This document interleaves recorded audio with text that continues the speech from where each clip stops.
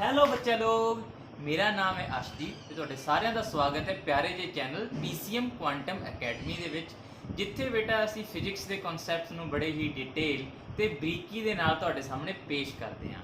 ਤੇ ਸਾਡੀ ਬੇਟਾ ਸੀਰੀਜ਼ ਚੱਲ ਰਹੀ ਸੀ +1 ਦਾ ਪਹਿਲਾ ਚੈਪਟਰ ਫਿਜ਼ੀਕਲ ਵਰਲਡ, ਤੇ ਜਿਹਦੇ ਵਿੱਚ ਬੇਟਾ ਡਿਸਕਸ ਕਰ ਰਹੇ ਸੀ ਨੇਚਰ ਦੇ ਵਿੱਚ ਪ੍ਰੈਜ਼ੈਂਟ ਕੁਝ ਖਾਸ ਤਰ੍ਹਾਂ ਦੀਆਂ ਫੋਰਸਿਸ, ਜਿਹੜੀਆਂ ਫੋਰਸਿਸ ਬੇਟਾ ਦੋ ਲੈਵਲ ਤੇ ਕੰਮ ਕਰਦੀਆਂ ਨੇ। पहला लैवल तो सीगा माइक्रोस्कोपिक ते दूसरा लैवल सी बेटा मैक्रोस्कोपिक। ते असी भी डिस्कस कर रहे सी फोर्सेस जो कि बहुत बड़े लैवल ते लगदियां सी, यानी कि मैक्रोस्कोपिक लैवल दे उपर लगदियां सी।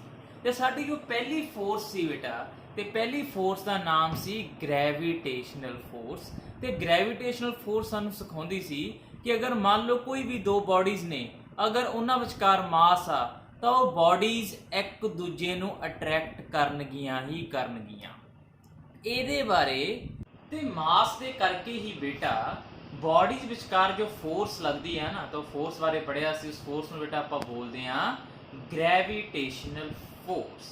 ਹਾਂਜੀ ਬੇਟਾ, ਇੱਥੇ ਵੀ ਆਪਾਂ ਕਹਿ ਰਹੇ ਹਾਂ, ਆਪਾਂ ਜਾਣਦੇ ਹਾਂ ਕਿ ਮਾਸ ਦੇ ਕਰਕੇ, ਸਿਰਫ ਬੇਟਾ ਮਾਸ ਦੇ ਕਰਕੇ मैटर दे विच आपां की एक्सपीरियंस करते हैं ग्रैविटेशनल फोर्स। बेटा यही फोर्स दे करके ही धरती सूरज दे आले दुआले घूमदी है ते चंद धरती दे आले दुआले घूमदा दा, ते बेटा समुंदर दे विच की आउंदियां ने, लहरां आउंदियां ने, मतलब टाइड्स आउंदे आ।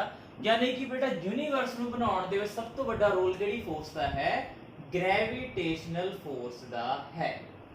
लेकिन बेटा अज आपां ना मैटर दी एक होर प्रॉपर्टी नूं डिस्कस करना, अनदर प्रॉपर्टी ऑफ मैटर, जो कि बेटा नेचर दे विच ना बहुत ईजिली ऑब्जर्व नहीं हुंदी। बेटा नोट कर लो कि जिस तरह ग्रेविटेशनल फोर्स आ बेटा, देखो बॉल नूं नीचे छड्ड रहे हैं, ये नीचे नूं चली गई, इहनूं बहुत ईजिली ऑब्जर्व किया जा सकदा है। लेकिन बेटा जी नेचर दे विच एक इहो जी प्रॉपर्टी, मैटर दे विच एक इहो जी प्रॉपर्टी लुकी हुई आ, जिहड़ी प्रॉपर्टी अपने आप दिखाई नहीं दिंदी, ते ओह प्रॉपर्टी नूं देखण दे लई बेटा सानू कुछ करना पैंदा वा। ठीक है जी, for experience this we need to do something, ताकि बेटा ओह ऑब्जर्व हो जावे, नेचर दे विच सानू देखण नूं मिल जावे। हुण आपां देखांगे बेटा कि सानू यह जा की करना पऊगा कि वो छुपी हुई चीज सानू दिखाई दवे, ते वो किवें दिखाई देऊगी, ते वो है असल च की चीज है जिहड़ी मैटर दे अंदर छुपी हुई आ, ते जिहनूं बेटा आपां हुण बाहर कढना वा। यस बेटा, बाहर कढना वा। इहनूं बेटा मैं कुछ ना एक्टिविटीज दे नाल तुहाडे सामने मैं पेश करूंगा। हाँ जी बेटा, देखो लॉ ऑफ ग्रेविटेशन की कहता सी, अगर मान लो दो बॉडीज विचकार मास आ, तो उन्हां च डेफिनेटली फोर्स लगूगी, तो एक दूजे नूं अट्रैक्ट करनगियां ही करनगियां। देखो बेटा ये बैलून आ, हुण ये बैलून दे विच भी मास आ, ते आ दूजी जिहड़ी बॉल दिख रही है ब्लू कलर दी, इहदे विच भी बेटा मास आ। कि ये एक दूजे नूं अट्रैक्ट कर रही ने? कि इह च लॉ ऑफ ग्रेविटेशन फोर्स लग रही है?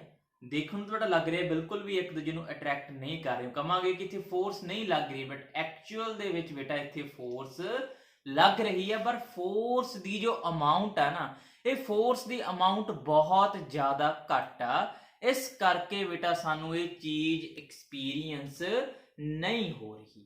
ते मैं तुहानूं दस्सिया सी कि जिहड़ी ग्रेविटेशनल फोर्स आ, ये कुदरत दी सब तो ज्यादा कमजोर फोर्सेस दे विचों एक है। बट बेटा एक इहो जी होर फोर्स भी है नेचर दे विच, जिहड़ी फोर्स बेटा ग्रेविटेशनल फोर्स नालों भी स्ट्रोंग है। देखो बेटा आ बैलून आ, बैलून नूं ग्रेविटी दा आपदे वल अट्रैक्ट करदी है। जस्ट देखो बैलून तुहाडे सामने नीचे नूं गया वा, मतलब कुछ फोर्स तां ग्रेविटी लगा रही आ, जिहदे करके जिहड़ा बैलून आ किधर नूं गया वा, नीचे नूं गया वा। बट बेटा एक इहो जी फोर्स भी है जो बेटा हिडन आ, लुकी हुई आ, ते ਉਹ ਚੀਜ਼ ਨੂੰ ਬਾਹਰ ਕੱਢਣ ਦੇ ਲਈ ਸਾਨੂੰ ਕੁਝ ਕਰਨਾ ਪਊਗਾ। ਉਸੇ ਤਰ੍ਹਾਂ ਕਰਨਾ ਪਊਗਾ ਜਿਵੇਂ ਬੇਟਾ ਸੱਪ ਨੂੰ ਖੁੱਡ ਚੋਂ ਬਾਹਰ ਕੱਢਣ ਦੇ ਲਈ ਬੀਨ ਵਜਾਉਣੀ ਪੈਂਦੀ ਆ, ਤੇ ਉਹ ਚੀਜ਼ ਹੁਣ ਇਹਦੇ ਅੰਦਰ ਹੀ ਛੁਪੀ ਹੋਈ ਆ, ਤੇ ਹੁਣ ਉਹਨੂੰ ਆਪਾਂ ਕੱਢਾਂਗੇ ਕਿਵੇਂ, ਕੀ ਕਰਨਾ ਪਊਗਾ, what we need to do। ਇੱਕ ਸਿੰਪਲ ਜੀ ਚੀਜ਼ ਬੇਟਾ, very simple is called rubbing. Rubbing मतलब बेटा दो बॉडीज ਨੂੰ ਆਪਸ ਦੇ ਵਿੱਚ ਰਗੜਨਾ। ਹਾਂਜੀ ਹੁਣ ਆਪਾਂ ਕੁਝ ਐਗਜ਼ਾਮਪਲਸ ਲਵਾਂਗੇ ਤੇ ਕੁਝ ਬॉडीज ਨੂੰ ਆਪਸ ਵਿੱਚ ਰਗੜਾਂਗੇ ਤੇ ਦੇਖਦੇ ਹਾਂ ਕਿ ਰਗੜਨ ਦੇ ਨਾਲ ਇਹ ਬॉडी ਚੋਂ ਕੀ ਨਿਕਲ ਕੇ ਬਾਹਰ ਆਉਂਦਾ। ਦੇਖੋ ਬੇਟਾ ਹੁਣ ਇਹ ਇੱਕ ਬੈਲੂਨ ਆ ਤੇ ਬੈਲੂਨ ਨੂੰ ਮੈਂ ਆਪਣੇ ਹੈਂਡ ਦੇ ਨਾਲ ਜਾਂ ਆਪਦੇ ਹੇਅਰ ਦੇ ਨਾਲ ਕੀ ਕਰਦਾ ਬੇਟਾ ਮੈਂ ਰਬ ਕਰਦਾ ਵਾਂ ਤੇ ਆਪਾਂ ਦੇਖਾਂਗੇ ਕੀ ਹੁੰਦਾ ਬੇਟਾ। ਦੇਖੋ ਜੀ ਦੇਖੋ ਲਓ ਕੀ ਹੋਇਆ ਜੀ, ਇਹ ਬੈਲੂਨ ਮੇਰੇ ਹੱਥ ਦੇ ਨਾਲ ਚਿਪਕ ਗਿਆ।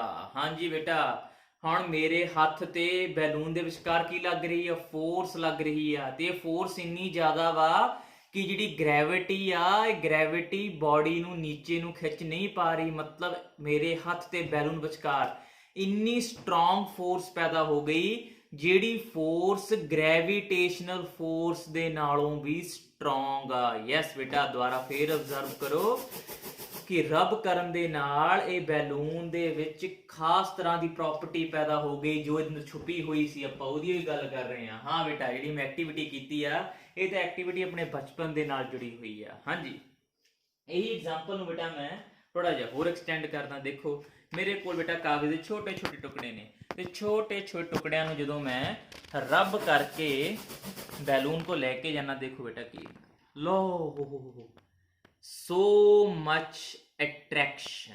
ਹਾਂਜੀ ਬੇਟਾ ਇਹ ਅਟਰੈਕਸ਼ਨ ਆਪਾਂ ਨੂੰ ਕਦੋਂ ਦੇਖਣ ਨੂੰ ਮਿਲਦੀ ਆ, ਜਦੋਂ ਜੀ ਆਪਾਂ ਕੰਗੀ ਨੂੰ ਪਲਾਸਟਿਕ ਨੂੰ ਪੈਨ ਨੂੰ ਬੇਟਾ ਹੇਅਰ ਦੇ ਨਾਲ ਰਬ ਕਰਕੇ ਕਿਹਦੇ ਕੋ ਲੈ ਕੇ ਜਾਂਦੇ ਆ ਬੇਟਾ, ਪੀਸਿਸ ਆਫ ਪੇਪਰ ਕਾਗਜ਼ ਦੇ ਛੋਟੇ ਛੋਟੇ ਪੀਸਿਸ ਕੋ ਲੈ ਕੇ ਜਾਂਦੇ ਆ। ਹਾਂ ਬੇਟਾ ਕੀ ਕਰੋ ਰਬ ਕਰੋ ਬੈਲੂਨ ਨੂੰ ਹੱਥ ਦੇ ਨਾਲ ਜਾਂ ਹੇਅਰ ਦੇ ਨਾਲ, ਠੀਕ ਹੈ ਜੀ। ਫਿਰ ਕੀ ਕਰੋ ਉਹਨੂੰ ਪੇਪਰ ਦੇ ਕੋਲ ਲੈ ਕੇ ਜਾਓ ਜਾਂ ਆਪਦੇ ਹੱਥ ਦੇ ਕੋਲ ਲੈ ਕੇ ਜਾਓ। ਕੀ ਅਬਜ਼ਰਵ ਕਰੋਗੇ, ਹਾਂ ਬੇਟਾ ਆਪਾਂ ਅਬਜ਼ਰਵ ਕਰਾਂਗੇ ਕਿ ਜੋ ਇਹ ਬॉडीज ਨੇ ਇਹ ਦੋ ਕੰਮ ਕਰਨਗੀਆਂ।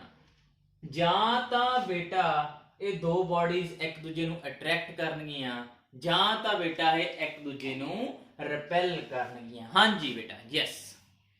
ਹੁਣ ਇਸ ਸਮੇਂ ਰਬਿੰਗ ਕਰਨ ਦੇ ਨਾਲ ਸਾਨੂੰ ਜੋ ਚੀਜ਼ ਉੱਭਰ ਕੇ ਦਿਖਾਈ ਦਿੱਤੀ, ਇਹ ਐਕਟੀਵਿਟੀ ਸਾਨੂੰ ਕੀ ਦਿਖਾਈ ਦਿੱਤਾ, ਕੀ ਆਬਜ਼ਰਵੇਸ਼ਨ ਮਿਲੀ, ਆਬਜ਼ਰਵੇਸ਼ਨ ਮਿਲੀ ਕਿ ਜਾਂ ਤਾਂ ਬॉडीज ਬੇਟਾ ਅਟਰੈਕਟ ਕਰਨਗੀਆਂ ਜਾਂ ਤਾਂ ਰਿਪੈਲ ਕਰਨਗੀਆਂ। ਇਹ ਤੋਂ ਇਲਾਵਾ ਬੇਟਾ ਮੈਂ ਕੁਝ ਹੋਰ ਐਗਜ਼ਾਮਪਲ ਵੀ ਤੁਹਾਨੂੰ ਦਿੰਦਾ ਵਾਂ। ਐਗਜ਼ਾਮਪਲ ਕੀ ਆ, ਹਾਂ ਬੇਟਾ ਅਗਰ ਆਪਾਂ ਗਲਾਸ ਰੋਡ ਨੂੰ ਸਿਲਕ ਦੇ ਕੱਪੜੇ ਦੇ ਨਾਲ ਕੀ ਕਰੀਏ ਬੇਟਾ ਰਬ ਕਰੀਏ, ਰਬ ਕਰਨ ਤੋਂ ਬਾਅਦ ਤੁਸੀਂ ਦੇਖੋਗੇ ਕਿ ਜਿਹੜੀ ਇਹ ਬॉडीज ਨੇਗੀਆਂ ਇਹ ਇੱਕ ਦੂਜੇ ਨੂੰ ਕੀ ਕਰ ਦਿੰਦੀਆਂ ਨੇ, ਇਹ ਇੱਕ ਦੂਜੇ ਨੂੰ ਅਟਰੈਕਟ ਕਰਨਾ ਸ਼ੁਰੂ ਕਰ ਦਿੰਦੀਆਂ ਨੇ। ਤੇ ਇਹ ਸਾਰਾ ਕੁਝ ਕਿਉਂ ਹੁੰਦਾ ਬੇਟਾ ਆਓ ਆਪਾਂ ਹੁਣ ਦੇਖਦੇ ਹਾਂ। ਹਾਂ ਬੇਟਾ ਅਟਰੈਕਟ ਕਰਨ ਨਾਲ ਜਾਂ ਰਬਿੰਗ ਕਰਨ ਦੇ ਨਾਲ, ਹਾਂ ਬੇਟਾ ਰਬ ਕਰਨ ਦੇ ਨਾਲ ਬॉडी ਜਾਂ ਅਟਰੈਕਟ ਕਰਦੀ ਹੈ ਜਾਂ ਰਿਪੈਲ ਕਰਦੀ ਹੈ। ਅਟਰੈਕਟ ਤੇ ਰਿਪੈਲ ਕਰਨ ਦਾ ਮਤਲਬ ਕੀ ਹੈ ਬੇਟਾ, ਅਟਰੈਕਟ ਤੇ ਰਿਪੈਲ ਕਰਨ ਦਾ ਮਤਲਬ ਆ ਕਿ ਰਬਿੰਗ ਦੇ ਨਾਲ ਬੇਟਾ ਕੁਝ ਖਾਸ ਤਰ੍ਹਾਂ ਦੀਆਂ ਕੁਝ ਸਪੈਸ਼ਲ ਤਰ੍ਹਾਂ ਦੀਆਂ ਫੋਰਸਸ ਪੈਦਾ ਹੋ ਗਈਆਂ। ਹਾਂਜੀ ਬੇਟਾ ਇਸ ਸਮੇਂ ਬॉडी ਜਾਂ ਅਟਰੈਕਟ ਕਰ ਰਹੀ ਹੈ ਜਾਂ ਰਿਪੈਲ ਕਰ ਰਹੀ ਆ। ਅਟਰੈਕਟ ਜਾਂ ਰਿਪੈਲ ਕਰਨ ਦੇ ਨਾਲ ਉਹਦਾ ਮਤਲਬ ਆ ਕਿ ਇਹਨਾਂ ਬॉडीज ਵਿਚਕਾਰ ਫੋਰਸ ਲੱਗ ਰਹੀ ਆ, ਉਸ ਤਰ੍ਹਾਂ ਦੀ ਫੋਰਸ ਜਿਸ ਤਰ੍ਹਾਂ ਦੀ ਫੋਰਸ ਬੇਟਾ ਗ੍ਰੈਵਿਟੇਸ਼ਨਲ ਫੋਰਸ ਚ ਲੱਗਦੀ ਸੀ। ਬਟ ਉਹ ਸਿਰਫ ਅਟਰੈਕਟਿਵ ਫੋਰਸ ਆ। ਇਹ ਬੇਟਾ ਅਟਰੈਕਟਿਵ ਵੀ ਆ ਤੇ ਰਿਪਲਸਿਵ ਵੀ ਆ। ਹਾਂ ਬੇਟਾ ਚਲੋ ਜੀ ਬॉडीज ਨੇ ਅਟਰੈਕਟ ਕਰਨਾ ਸ਼ੁਰੂ ਕਰਤਾ, ਰਿਪੈਲ ਕਰਨਾ ਸ਼ੁਰੂ ਕਰਤਾ, ਮਤਲਬ ਫੋਰਸ ਲੱਗਣੀ ਸ਼ੁਰੂ ਹੋ ਗਈ। ਤੇ ਸਵਾਲ ਉੱਠਿਆ ਜੀ, ਸਵਾਲ ਉੱਠਿਆ ਕਿਉਂ ਬੇਟਾ ਇੱਕ ਦੂਜੇ ਨੂੰ ਅਟਰੈਕਟ ਕਰਦੀਆਂ ਨੇ ਤੇ ਕਿਉਂ ਬੇਟਾ ਇੱਕ ਦੂਜੇ ਨੂੰ ਰਿਪੈਲ ਕਰਦੀਆਂ ਨੇ। ਅਟਰੈਕਟ ਤੇ ਰਿਪੈਲ ਕਰਨ ਦੇ ਪਿੱਛੇ ਬੇਟਾ ਕੁਝ ਛੁਪਿਆ ਹੋਇਆ ਵਾ ਜੋ ਰਬਿੰਗ ਦੇ ਨਾਲ ਪੈਦਾ। ਕਲੀਅਰ ਕਰ ਲਓ ਬੇਟਾ ਮਾਈਂਡ ਦੇ ਵਿੱਚ, ਜੋ ਇਹ ਸਾਰੀ ਸਟੋਰੀ ਹੈ ਨਾ ਇਹ ਸਾਰੀ ਸਟੋਰੀ ਰਬਿੰਗ ਦੇ ਨਾਲ ਖੜੀ ਆ। ਰਗੜਨਾ ਮਤਲਬ ਫ੍ਰਿਕਸ਼ਨਲ ਫੋਰਸ। ਯੈਸ ਬੇਟਾ ਹਾਂਜੀ ਜਦੋਂ ਬੇਟਾ ਆਪਾਂ ਬॉडीज ਨੂੰ ਰਬ ਕੀਤਾ ਨਾ ਤਾਂ ਰਬ ਕਰਨ ਦੇ ਨਾਲ ਸਭ ਤੋਂ ਮੇਨ ਚੀਜ਼ ਬੇਟਾ ਨੋਟ ਕਰ ਲਓ, ਵੈਰੀ ਵੈਰੀ ਇੰਪੋਰਟੈਂਟ। ਲਓ ਜੀ बॉडीज च पैदा हो गया सी इलैक्ट्रिक चार्ज। नोट कर लो ਜਦੋਂ बॉडीज ਨੂੰ ਬੇਟਾ ਆਪਾਂ ਰਬ ਕੀਤਾ ਸੀ ਨਾ ਬੈਲੂਨ ਨੂੰ ਹੇਅਰ ਨਾਲ ਰਬ ਕੀਤਾ ਸੀ ਤਾਂ ਉਹ ਬॉडी ਦੇ ਉੱਪਰ ਇਲੈਕਟ੍ਰਿਕ ਚਾਰਜ ਪੈਦਾ ਹੋ ਗਿਆ ਸੀ ਜਿਹਦੇ ਕਰਕੇ ਬੇਟਾ ਕੁਝ ਖਾਸ ਤਰ੍ਹਾਂ ਦੀਆਂ ਫੋਰਸਸ ਪੈਦਾ ਹੋ ਗਈ ਸੀ। ਇੱਕ ਫੋਰਸ ਪੈਦਾ ਹੋ ਗਈ ਸੀ ਜਿਸ ਫੋਰਸ ਦਾ ਇੱਕ ਸਪੈਸ਼ਲ ਨਾਮ ਆ ਬੇਟਾ ਜਿਸ ਨੂੰ ਕਿਹਾ ਜਾਂਦਾ ਵਾ electrostatic force. Very very important another point note ਕਰ ਲਓ ਬੇਟਾ। ਉਹ ਫੋਰਸ ਜਦੋਂ ਬॉडी ਵਿਚਕਾਰ ਲੱਗ ਰਹੀ ਆ जो रबिंग दे करके पैदा हुई आ, जो इलैक्ट्रिक चार्ज दे करके पैदा हुई आ बेटा उसनू बोलते हैं इलैक्ट्रोस्टैटिक फोर्स। ते बेटा समझ कहानी खड़ी आ कि इलैक्ट्रिक चार्ज की चीज है।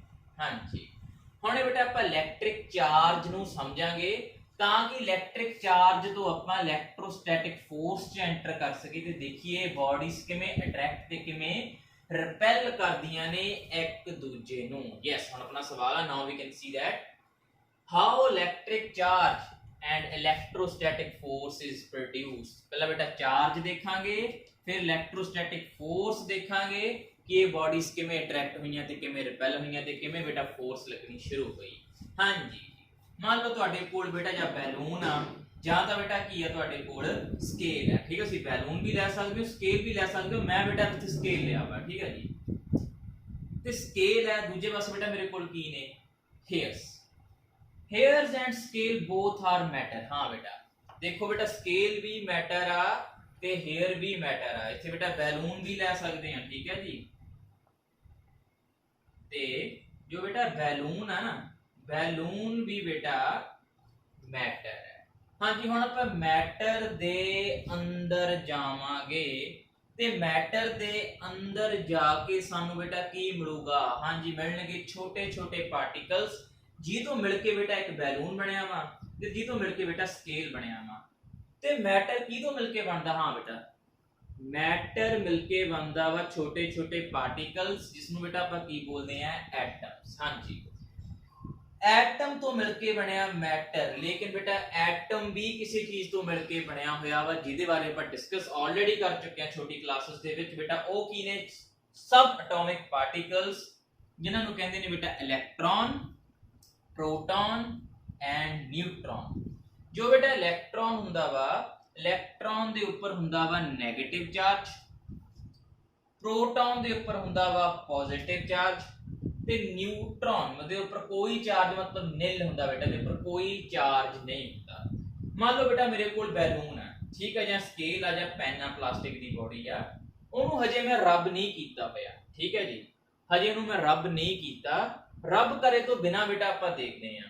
ਹਾਂਜੀ, ਜਦੋਂ बेटा ਬੋਡੀ ਨੂੰ ਰੱਬ ਨਹੀਂ ਕੀਤਾ ਹੁੰਦਾ ਤਾਂ ਉਹਦੇ ਵਿੱਚ ਉਸਦੇ ਐਟਮ ਦੇ ਵਿੱਚ, ਉਸ ਮੈਟਰ ਦੇ ਐਟਮ ਦੇ ਵਿੱਚ जिन्ने बेटा इलेक्ट्रॉन होंदे ने उन्नी की होंदे बेटा proton. They have equal number of electrons and protons, यानी कि इलेक्ट्रॉन ते प्रोटॉन की गिनती बिल्कुल की होंदी है बेटा सेम। एग्जांपल के तौर पे कि मान लो एटम है बेटा किसी मटीरियल दा, ਇਹਦੇ ਵਿੱਚ मैं 6 इलेक्ट्रॉन दिखाए ने। हाँ बेटा, ते 6 इलेक्ट्रॉन ਦੇ ਨਾਲ इसी बॉडी ਚ बेटा 6 ਕੀ ਨੇ? 6 प्रोटॉन, ਜਿਹਦੇ ਕਰਕੇ पॉजिटिव चार्ज है। हाँ जी, जिन्ना नेगेटिव चार्ज है उन्ना ही पॉजिटिव चार्ज है, जिन्ना नेगेटिव उन्ना ही पॉजिटिव। इक्वल एंड ऑपोजिट जो बेटा एक दूजे ਨੂੰ कैंसल कर ਦਿੰਦੇ ਨੇ। कैंसल ਕਰਨ ਦੇ ਨਾਲ ਇਹ ਬੋਡੀ ਦੇ ਉੱਪਰ ਕੋਈ ਚਾਰਜ ਨਹੀਂ ਬਚਿਆ। ਜਿੱਥੇ बेटा ਕੋਈ ਚਾਰਜ ਨਹੀਂ ਹੁੰਦਾ ਉਹ ਬੋਡੀ ਹੁੰਦੀ ਹੈ ਨਿਊਟਰਲ। ਨਿਊਟਰਲ मतलब नो चार्ज। यस, यानी कि ਜਦੋਂ ਬੋਡੀ ਨੂੰ ਰੱਬ ਨਹੀਂ ਕੀਤਾ ਹੁੰਦਾ उस समय बेटा वो बॉडी न्यूट्रल हुंदी आ जां उहदे उपर कोई चार्ज नहीं हुंदा। जदों बेटा आपां बॉडी नूं रब करदे आ ना तां रब करन दे नाल उत्थे एक चीज पैदा हुंदी जिस नूं बेटा आपां की बोलदे आ? Frictional force. ते यही फ्रिक्शनल फोर्स जदों बॉडी दे उपर अप्लाई हुंदी है ना ते फ्रिक्शनल फोर्स बॉडी नूं प्रोवाइड करदी आ एनर्जी। यस बेटा, ਇਹ बॉडी नूं एनर्जी दिंदी आ ते एनर्जी कित्थे पहुंचदी है? मैटर दे विच। मैटर तो बेटा एनर्जी किहदे विच पहुंचदी है? एटम्स दे विच। ते एटम ते एनर्जी बेटा किहदे विच पहुंचदी आ? इलेक्ट्रॉन। यानी कि जो बेटा फोर्स फ्रिक्शन लग रही है ना, ये फ्रिक्शन फोर्स एनर्जी घुम घुमा के किहनूं मिलदी आ? इलेक्ट्रॉन नूं ही मिलदी आ। हां बेटा अपन एग्जांपल देना समझदे आ।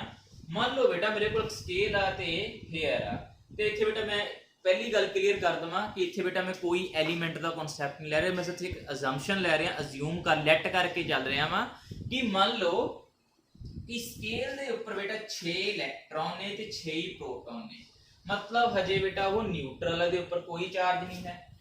6 इलेक्ट्रॉन 6 प्रोटॉन, हजे रब नहीं कीता बेटा। इलेक्ट्रॉन्स नूं मैं सर्कल नाल रिप्रेजेंट कर रहा, ये सारे इलेक्ट्रॉन ने जो कि 6 ने, ते क्रॉस बेटा मैं रिप्रेजेंट कर रहा हाँ प्रोटॉन नूं। ठीक है जी, देखो ਹੁਣ ਇੱਥੇ 6 ਇਲੈਕਟ੍ਰੋਨ 6 ਪ੍ਰੋਟੋਨ 1 2 3 4 5 6 6 ਇਲੈਕਟ੍ਰੋਨ ਨੇ 1 2 3 4 5 6 ਤੇ 6 ਹੀ ਕੀ ਨੇ ਬੇਟਾ ਪ੍ਰੋਟੋਨ। ਦੂਜੇ ਪਾਸੇ ਹੇਅਰ ਦੇ ਐਟਮ ਬੇਟਾ 8 ਇਲੈਕਟ੍ਰੋਨ 8 ਹੀ ਪ੍ਰੋਟੋਨ ਹੈ 1 2 3 4 5 6 7 8 ਇਲੈਕਟ੍ਰੋਨ ਤੇ ਬੇਟਾ 8 ਹੀ ਕੀ ਹੋਣਗੇ ਪ੍ਰੋਟੋਨ। ਦੱਸਿਆ ਸੀ ਕਿ ਹਮੇਸ਼ਾ ਐਟਮ ਦੇ ਵਿੱਚ ਬੇਟਾ ਇਕੁਅਲ ਨੰਬਰ ਆਫ ਇਲੈਕਟ੍ਰੋਨ ਹੁੰਦੇ ਆ ਇਕੁਅਲ ਨੰਬਰ ਆਫ ਪ੍ਰੋਟੋਨ ਹੁੰਦੇ ਆ ਮਤਲਬ ਨਿਊਟਰਲ ਦੇ ਉੱਪਰ ਕੋਈ ਚਾਰਜ ਨਹੀਂ ਹੁੰਦਾ।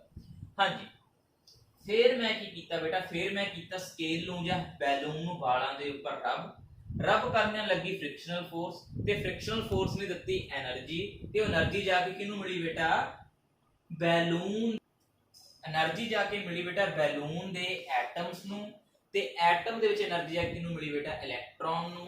ਫਿਰ ਹੋਊਗਾ ਕਿ ਜਦੋਂ ਦੋਵਾਂ ਨੂੰ 2 ਇਲੈਕਟ੍ਰੋਨ ਨੂੰ ਬੇਟਾ એનર્ਜੀ ਮਿਲੀ ਤੇ 2 ਇਲੈਕਟ੍ਰੋਨ ਬੇਟਾ ਜੰਪ ਮਾਰ ਕੇ ਸਕੇਲ ਤੋਂ ਬੇਟਾ ਕਿੱਥੇ ਚਲੇ ਗਏ ਹੇਅਰ ਦੇ ਉੱਪਰ ਚਲੇ ਗਏ ਮਤਲਬ ਬੇਟਾ ਇੱਥੇ 2 ਇਲੈਕਟ੍ਰੋਨਾਂ ਦੀ ਕਮੀ ਹੋ ਗਈ। ਲੋ ਹੁਣ ਆਪਾਂ ਇੱਥੇ ਕੀ ਕੀਤਾ 2 ਇਲੈਕਟ੍ਰੋਨ ਖਤਮ ਕਰਤੇ ਤੇ ਦੂਜੇ ਪਾਸੇ ਬੇਟਾ 2 ਇਲੈਕਟ੍ਰੋਨ ਵੱਧ ਗਏ 2 ਇਲੈਕਟ੍ਰੋਨ ਗੇਨ ਹੋ ਗਏ।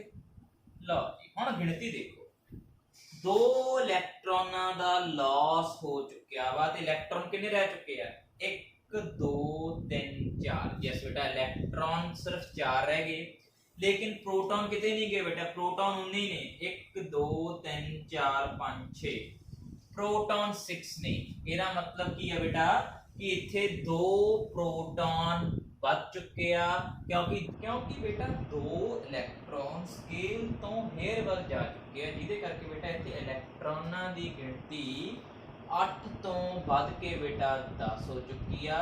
ਲੇਕਿਨ ਬੇਟਾ ਪ੍ਰੋਟੋਨ ਕਿੰਨੇ ਆ ਪ੍ਰੋਟੋਨ ਤਾਂ ਉਨੇ ਹੀ ਆ ਪਹਿਲਾਂ ਜਿਹਨੇ 1 2 3 4 5 6 7 8 प्रोटॉन 8 ने लेकिन बेटा इलेक्ट्रॉन 2 ਵੱਧ ਚੁੱਕੇ ਨੇ ਤੇ ਇਲੈਕਟ੍ਰੋਨ ਹੋ ਚੁੱਕੇ ਨੇ 10। ਹਾਂਜੀ ਇੱਥੇ ਬੇਟਾ 2 ਇਲੈਕਟ੍ਰੋਨ ਕੀ ਹੋਏ ਨੇ ਇੱਥੇ ਬੇਟਾ 2 ਇਲੈਕਟ੍ਰੋਨ ਲੈਸ ਨੇ ਤੇ ਇੱਥੇ 2 ਇਲੈਕਟ੍ਰੋਨ ਜ਼ਿਆਦਾ ਨੇ ਇੱਥੇ ਬੇਟਾ 2 ਇਲੈਕਟ੍ਰੋਨ ਲਾਸ ਹੋਏ ਆ ਤੇ ਇੱਥੇ ਬੇਟਾ 2 ਇਲੈਕਟ੍ਰੋਨ ਗੇਨ ਹੋਏ ਆ। 2 प्रोटॉन ज्यादा मतलब बेटा प्रोटॉन ਤੇ ਕਿਹੜਾ ਚਾਰਜ ਹੈ प्रोटॉन ਤੇ ਚਾਰਜ ਹੈ ਪੋਜ਼ਿਟਿਵ मतलब ਇੱਥੇ बेटा 2 ਪੋਜ਼ਿਟਿਵ ਚਾਰਜ ਆ ਚੁੱਕੇ मतलब ਇਹ ਬੋਡੀ ਤੇ 2 ਪੋਜ਼ਿਟਿਵ ਚਾਰਜ 2 ਇਲੈਕਟ੍ਰੋਨ ਕੱਟ ਚੁੱਕੇ। ਦੂਜੇ ਪਾਸੇ बेटा 2 ਇਲੈਕਟ੍ਰੋਨ ਆ ਚੁੱਕੇ ਨੇਗੇ 2 ਇਲੈਕਟ੍ਰੋਨ ਗੇਨ ਹੋ ਚੁੱਕੇ ਆ ਜਿਹਦੇ ਕਰਕੇ ਨੈਗੇਟਿਵ ਚਾਰਜ ਵਧਿਆ। ਕਿੰਨਾ ਨੈਗੇਟਿਵ ਚਾਰਜ ਵਧਿਆ ਜਿੰਨੇ ਇਲੈਕਟ੍ਰੋਨ ਵਧੇ मतलब ਬੋਡੀ ਤੇ ਕਿੰਨਾ ਚਾਰਜ ਆ ਗਿਆ बेटा 2 नेगेटिव। यस कंक्लूजन रिजल्ट की निकला रिजल्ट निकला बेटा जो बॉडी इलेक्ट्रॉन बेटा गेन करती है इलेक्ट्रॉन जिहदे ऊपर आ जाते हैं जिहदे इलेक्ट्रॉन बढ़ जाते हैं ना तो वो बॉडी ते हमेशा किहड़ा चार्ज आउंदा बेटा नेगेटिव ते जो बॉडी बेटा इलेक्ट्रॉन लॉस करती है जी इलेक्ट्रॉन घट जाते हैं प्रोटॉन बढ़ जाते हैं वो बॉडी ते बेटा किहड़ा चार्ज आउंदा वा पॉजिटिव। सो कॉन्सेप्ट क्लियर कर लो गेन करे ते बेटा बॉडी ते नेगेटिव चार्ज आएगा ਤੇ ਲਾਸ ਕਰੇ ਤੇ ਕਿਹੜਾ ਚਾਰਜ ਆਏਗਾ ਬੇਟਾ ਪੋਜ਼ਿਟਿਵ। ਹੁਣ ਇਹ 네ਗੇਟਿਵ ਤੇ ਪੋਜ਼ਿਟਿਵ ਚਾਰਜ ਹੀ ਜਨਮ ਦਿੰਦਾ ਬੇਟਾ ਇਲੈਕਟ੍ਰੋਸਟੈਟਿਕ ਫੋਰਸ ਨੂੰ ਜਿਹਦੇ ਕਰਕੇ ਬਾਡੀਜ਼ ਜਾਂ ਬੇਟਾ ਅਟਰੈਕਟ ਕਰਦੀਆਂ ਨੇ ਜਾਂ ਕੀ ਕਰਦੀਆਂ ਨੇ ਰਿਪੈਲ। ਤੇ ਪੋਜ਼ਿਟਿਵ 네ਗੇਟਿਵ ਚਾਰਜ ਦਾ ਕੀ ਕਨਸੈਪਟ ਹੈ ਬੇਟਾ ਅਟਰੈਕਟ ਕਰਦੇ ਰਿਪੈਲ ਕਰਨ ਚਾਹੋ ਦੇਖਦੇ ਆ। ਅਗਰ ਮੰਨ ਲਓ ਬੇਟਾ ਦੋ ਬਾਡੀਜ਼ ਨੇ एक दे ऊपर नेगेटिव चार्ज है एक दे ऊपर पॉजिटिव चार्ज है अनलाइक नहीं बेटा सेम नहीं है डिफरेंट ने। अगर बेटा चार्ज डिफरेंट होन तो बॉडीज एक दूजे ਨੂੰ बेटा की करदियां ने अट्रैक्ट करदियां ने। अगर बेटा सेम बॉडीज दे ऊपर सेम चार्ज है ਇਹਦੇ ਉੱਪਰ ਵੀ नेगेटिव ਇਹਦੇ ਉੱਪਰ ਵੀ नेगेटिव तो ये बॉडीज बेटा लाइक चार्ज वाली मतलब रिपेल करनेगियां।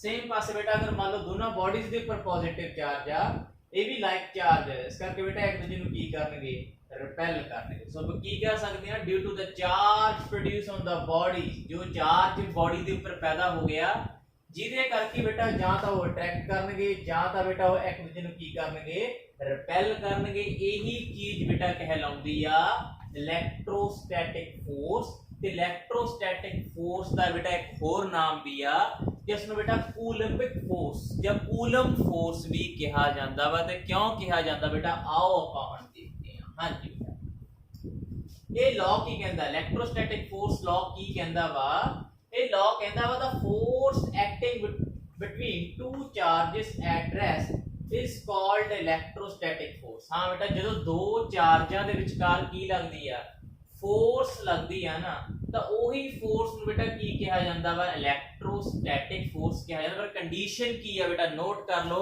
कंडीशन है कि ਜਦੋਂ भी चार्ज बॉडी ਦੇ ਉੱਪਰ ਪੈਦਾ ਹੋਏਗਾ ਨਾ ਤਾਂ ਉਹ ਚਾਰਜ बेटा ਰੈਸਟ ਦੇ ਉੱਪਰ ਹੋਣਾ ਚਾਹੀਦਾ, मतलब ਉਹ ਚਾਰਜ मूव ਨਹੀਂ ਹੋਣਾ ਚਾਹੀਦਾ, ਚਾਰਜ ਸਟੈਟਿਕ ਹੋਣਾ ਚਾਹੀਦਾ, ਰੈਸਟ ਦੇ ਉੱਪਰ ਹੋਣਾ ਚਾਹੀਦਾ ਵਾ। ਤੇ ਜੋ बेटा ਇਹ ਫੋਰਸ ਲੱਗ ਰਹੀ ਹੈ ਨਾ ਇਲੈਕਟ੍ਰੋਸਟੈਟਿਕ ਫੋਰਸ ਨੂੰ ਕਿਹਨੇ ਇਨਵੈਂਟ ਕੀਤਾ ਸੀ? ਇਹਨੂੰ बेटा ਇਨਵੈਂਟ ਕੀਤਾ ਸੀ ਕੂਲਮ ਨੇ। ਤੇ ਇਸੇ ਕਰਕੇ बेटा ਇਹਨੂੰ ਕੂਲਮ ਫੋਰਸ ਵੀ ਕਹਿੰਦੇ ਆ ਜਾਂ ਕੂਲੰਬਿਕ ਫੋਰਸ ਵੀ ਕਹਿੰਦੇ ਆ, ਕਿਉਂਕਿ ਇਹ ਨੇਮ ਕੂਲਮ ਦੇ ਨੇਮ ਤੋਂ ਹੀ ਲਿਆ ਗਿਆ ਵਾ। ਠੀਕ ਹੈ ਜੀ। ਸੋ ਜੋ ਫੋਰਸ ਦੋ ਚਾਰਜਾਂ ਵਿਚਕਾਰ ਲੱਗਦੀ ਹੈ बेटा ਨਾ ਉਹੀ ਫੋਰਸ ਨੂੰ ਕੀ ਕਿਹਾ ਜਾਂਦਾ? ਇਲੈਕਟ੍ਰੋਸਟੈਟਿਕ ਫੋਰਸ ਜਾਂ ਕੂਲਮ ਫੋਰਸ ਵੀ ਕਿਹਾ ਜਾਂਦਾ ਵਾ। ਤੇ ਚਾਰਜ ਨੂੰ बेटा ਕਿਹੜੇ ਸਿੰਬਲ ਨਾਲ ਰਿਪਰੈਜ਼ੈਂਟ ਕੀਤਾ ਜਾਂਦਾ ਵਾ? ਹਾਂਜੀ, ਚਾਰਜ ਨੂੰ ਰਿਪਰੈਜ਼ੈਂਟ ਕੀਤਾ ਜਾਂਦਾ ਸਿੰਬਲ Q ਦੇ ਨਾਲ। ਹਟਾ बेटा ਕਈ ਬੁੱਕਸ ਵਿੱਚ ਛੋਟੀ Q ਨਾਲ ਤੇ ਕਈ ਬੁੱਕਸ ਦੇ ਵਿੱਚ बेटा ਇਹਨੂੰ ਕੈਪੀਟਲ Q ਦੇ ਨਾਲ ਵੀ ਰਿਪਰੈਜ਼ੈਂਟ ਕੀਤਾ ਜਾਂਦਾ। ਇਹ ਇਲੈਕਟ੍ਰਿਕ ਚਾਰਜ ਦਾ ਸਿੰਬਲ ਆ बेटा। ਹਾਂਜੀ, मान लो बेटा ਤੁਹਾਡੇ ਕੋਲ ਦੋ ਚਾਰਜ ਨੇ। ਸਪੋਜ਼ ਕਰੋ ਪਹਿਲਾ ਚਾਰਜ बेटा ਪਿਆ ਹੋ ਰੇ, ਜਿਸ ਦੀ ਪੋਜੀਸ਼ਨ ਦਾ ਨਾਮ ਕੀ ਹੈ बेटा A, ਤੇ A ਪੋਜੀਸ਼ਨ ਤੇ ਚਾਰਜ ਪਿਆ ਵਾ Q1। ਨੋਟ ਕਰ ਲਓ ਕਿ ਪੁਆਇੰਟ A ਦੇ ਉੱਪਰ ਚਾਰਜ Q1 ਪਿਆ ਵਾ। ਠੀਕ ਹੈ। ਇਸੇ ਤਰ੍ਹਾਂ बेटा ਆਪਣੇ ਕੋਲ ਹੋਰ ਚਾਰਜ ਵੀ ਆ। ਠੀਕ, ਤੇ ਉਹ ਚਾਰਜ बेटा ਹੈ Q2, ਉਹ ਪੁਆਇੰਟ B ਦੇ ਉੱਪਰ ਪਿਆ ਵਾ। ਤੇ ਦੋਨਾਂ ਵਿਚਕਾਰ ਜੋ ਡਿਸਟੈਂਸ ਆ बेटा ਉਹ ਡਿਸਟੈਂਸ ਕਿੰਨੀ ਆ R। ਤੇ ਜਿਹੜਾ ਇਹ ਚਾਰਜ Q1 ਤੇ Q2 ਪੈਦਾ ਹੋਇਆ, ਇਹਨੂੰ ਪੈਦਾ ਕਰਨ ਦਾ ਇੱਕੋ ਤਰੀਕਾ बेटा ਉਹ ਕੀ ਆ? ਉਹ ਹੈ ਰਬਿੰਗ। ਜਦੋਂ ਆਪਾਂ ਰਬਿੰਗ ਕਰਦੇ ਆ, ਰਬਿੰਗ ਕਰਦੇ ਨਾਲ ਚਾਰਜ ਪੈਦਾ ਹੋ ਜਾਂਦਾ ਵਾ। ਹਾਂਜੀ, ਹੁਣ ਜਿਹੜੀ ਇਹ ਕੂਲਮ ਫੋਰਸ ਜਾਂ ਇਲੈਕਟ੍ਰੋਸਟੈਟਿਕ ਫੋਰਸ ਇਹਨਾਂ ਦੋਨਾਂ ਚਾਰਜਾਂ ਵਿਚਕਾਰ ਲੱਗੂਗੀ, ਉਹ ਫੋਰਸ ਕਿਹੜੇ-ਕਿਹੜੇ ਫੈਕਟਰਸ ਦੇ ਉੱਪਰ ਡਿਪੈਂਡ ਕਰਦੀ ਹੈ? ਹਾਂਜੀ बेटा ਡਿਪੈਂਡ ਕਰਦੀ ਆ number 1 the force between two charges। जो force बेटा दो चार्जां विचकार लगदी आ ਉਹ डायरेक्टली प्रोपोर्शनल। डायरेक्टली प्रोपोर्शनल ਤਾਂ ਮੈਨੂੰ ਦੱਸਿਆ ਸੀ ਕਿ ਜੋ ਫੋਰਸ ਆ ਉਹ बेटा ਸਿੱਧੇ ਤੌਰ ਤੇ डायरेक्टली ਕੀ ਤੇ ਨਿਰਭਰ ਆ? ਹਾਂ बेटा ਕੀ ਤੇ ਨਿਰਭਰ ਆ? Product of there charges. ਹਾਂ बेटा ਚਾਰਜ ਕਿਹੜੇ ਆ? Q1 ਤੇ Q2। ਪ੍ਰੋਡਕਟ ਮਤਲਬ बेटा ਦੋਨਾਂ ਨੂੰ ਕੀ ਕਰ ਦੋ? ਦੋਨਾਂ ਨੂੰ ਕਰ ਦੋ बेटा ਮਲਟੀਪਲਾਈ। ਪ੍ਰੋਡਕਟ ਦਾ ਮਤਲਬ ਹੁੰਦਾ ਮਲਟੀਪਲੀਕੇਸ਼ਨ। ਚਾਰਜ ਕਿੰਨਾ ਹੈ? Q1 और एक कितना है बेटा Q2। जो फोर्स लग रही है बेटा वो डायरेक्टली प्रोपोर्शनल आ की दे चार्जेस दे मल्टीपल दे प्रोडक्ट दे। चार्ज किहड़े-किहड़े आ? Q1 Q2 दोनों बेटा आपस की कर दो मल्टीप्लाई। जिन्ना ज्यादा बेटा बॉडीज दे ऊपर चार्ज ਵੱਧ होगा ਉਹਨਾਂ ਵਿਚਕਾਰ ਫੋਰਸ ਉਨੀ ਜ਼ਿਆਦਾ। ਉਹ ਸੇਮ बेटा ਉਹੀ ਕਨਸੈਪਟ ਹੈ ਜੋ ਆਪਾਂ ਪਿਛਲੇ ਗ੍ਰੈਵਿਟੇਸ਼ਨ ਚ ਪੜਿਆ ਸੀ ਕਿ ਜਿੰਨਾ ਜ਼ਿਆਦਾ ਮਾਸ ਹੋਊਗਾ ਫੋਰਸ ਉਨੀ ਜ਼ਿਆਦਾ ਹੋ। ਸੇਮ बेटा जिन्ना ज्यादा बॉडीज के ऊपर चार्ज ज्यादा होगा उन्ना विचकार फोर्स भी ज्यादा होएगी। ठीक है जी। स्ट्रॉन्ग मैग्नेट की तरह जिन्ने मैग्नेट तगड़े होंगे उन्ना अट्रैक्ट करनगे, जिन्ने मैग्नेट कमजोर होंगे उन्ना अट्रैक्ट घट करनगे। हाँ जी बेटा, ते जिहड़ी फोर्स लग रही है बेटा किहदे इनवर्सली प्रोपोर्शनल। इनवर्स मतलब रेसिप्रोकल, उल्टा। अगर एक चीज बढ़ावांगे दूसरी चीज बेटा घट जाऊगी, उल्टा चलती है। हाँ जी, रेसिप्रोकल दोनों विचकारली डिस्टेंस। डिस्टेंस कितनी है बेटा? R। जिन्ने ज्यादा बेटा ये चार्ज नेड़े नेड़े होणगे फोर्स ज्यादा होगी, जिन्ना ज्यादा ये चार्ज बेटा दूर दूर चले जाएंगे फोर्स घट जाऊगी। फोर्स इनवर्सली प्रोपोर्शनल रेसिप्रोकल जी डिस्टेंस दे नाल, डिस्टेंस दे बेटा स्केयर दे नाल। So 1/r square. हाँ बेटा दोनों इक्वेशंस नु इकट्ठा कर लो from 1 and 2। So force is directly proportional to Q1 Q2 divide by r square.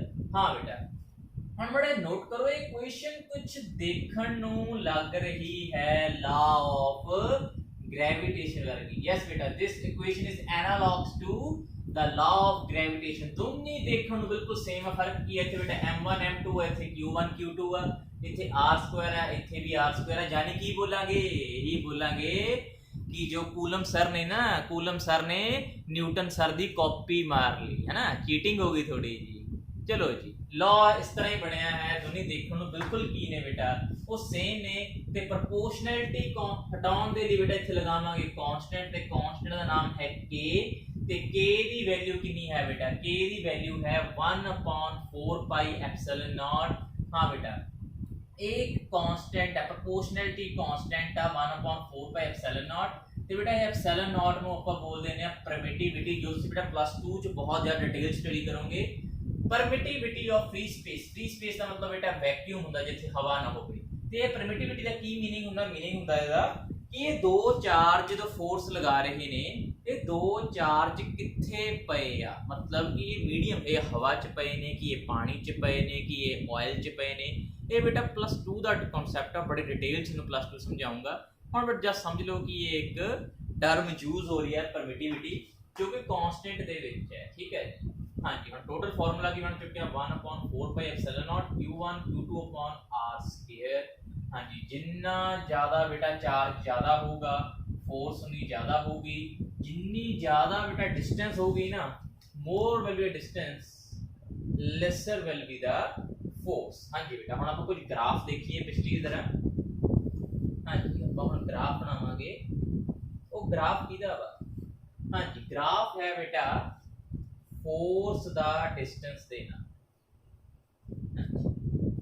इधर नो फोर्स इधर नो बेटा डी है डिस्टेंस जितनी ज्यादा बेटा डिस्टेंस घट होगी मान लो डिस्टेंस और बिल्कुल मिनिमम आ मतलब चार्ज बिल्कुल एक दूजे दे नेड़े नेड़े है इथे फोर्स मैक्सिमम है बेटा यानी कि मान लो फोर्स हो रहा है जिमें जिमें बेटा आपां डिस्टेंस नु बढ़ा रहे हैं मतलब चार्ज दूर जा रहे ने ते डिस्टेंस कितनी है बेटा r ते फोर्स r स्क्वायर नाल घट रहा बेटा अगर r की वैल्यू बेटा 2 होगी ना 2 मीटर होगी तो 2 का स्क्वायर ले लो मतलब जो फोर्स आ वो 4 गुना घट चुकी है डिस्टेंस 2 मीटर आ लेकिन बेटा जो फोर्स आ ना वो कितने टाइम घट चुकी है फोर्स रह चुकी है 1/4 मतलब फोर्स उसके स्क्वायर ना घट रही है तो बेटा जो ग्राफ जाऊगा वो ग्राफ जाऊगा लाइक दिस एक्सपोनेंशियली डिक्रीज होगा लाइक दिस ठीक है जी ये है अपना ग्राफ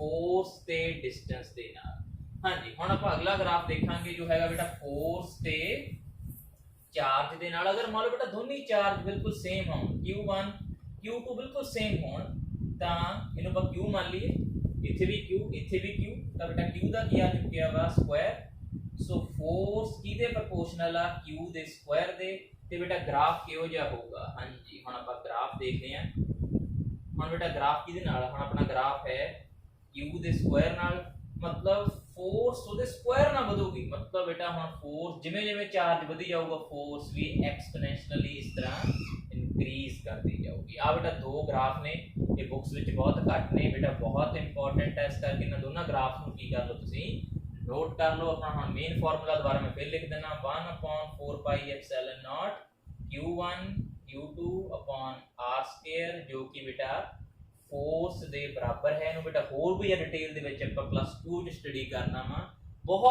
बहुत ज्यादा डिटेल दे विच ये तो बेटा बहुत ही ਆਪਾਂ सिंपल वे ਨਾਲ डिस्कस कर रहे हैं +2 ਚ होर भी डिटेल ਚ स्टडी करेंगे हां बेटा ਹੁਣ जो ਆਪਾਂ फोर्स देखी है जो दो चार्जां च लग रही है जिहदी खोज कूलम सर ने की है ना ये चार्जां दे करके जो प्रॉपर्टीज इलेक्ट्रोस्टैटिक फोर्स दे विच पैदा हुई है चलो वो आप वन बाय वन डिस्कस करते हैं पहली प्रॉपर्टी की है बेटा पहली प्रॉपर्टी है कि ये फोर्स बेटा अट्रैक्टिव भी है ते ये फोर्स बेटा रिपल्सिव भी है गल के याद रखियो ग्रेविटेशनल फोर्स सिर्फ अट्रैक्टिव है लेकिन इलेक्ट्रोस्टैटिक फोर्स बेटा अट्रैक्टिव भी है रिपल्सिव भी है ठीक है जी अट्रैक्ट भी हुंदी है रिपेल भी हुंदी है हां बेटा ये किनु पे करदी है सेम ये इनवर्स स्क्वायर ला रो मतलब 1/r स्क्वायर डिस्टेंस दे रेसिप्रोकल दे स्क्वायर नु ओबे करदी है इस करके बेटा बोलांगे ये इनवर्स स्क्वायर ला नु की करदी है ओबे करदी है क्योंकि डिस्टेंस बेटा इनवर्स विच